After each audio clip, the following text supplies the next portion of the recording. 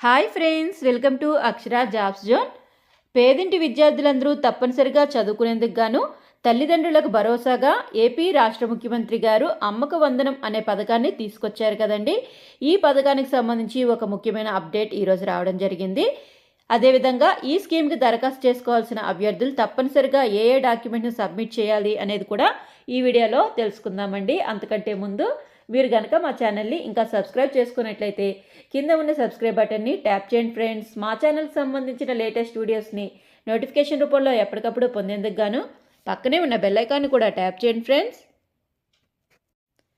అమ్మకు వందనం పథకం కింద దారిద్ర్య రేఖకు దిగువన ఉండి అంటే బిలో పోవర్టీ లైన్ కలిగి ఉండి పాఠశాలలకు పిల్లల్ని పంపించే తల్లులు లేదా సంరక్షకులకు ఏడాదికి 15,000 రూపాయల ఆర్థిక సాయం చేయనున్నారండి. దీనికి సంబంధించి విద్యార్థులకు కనీసం 75% హాజరు అనేది తప్పనిసరిగా ఉంటుంది.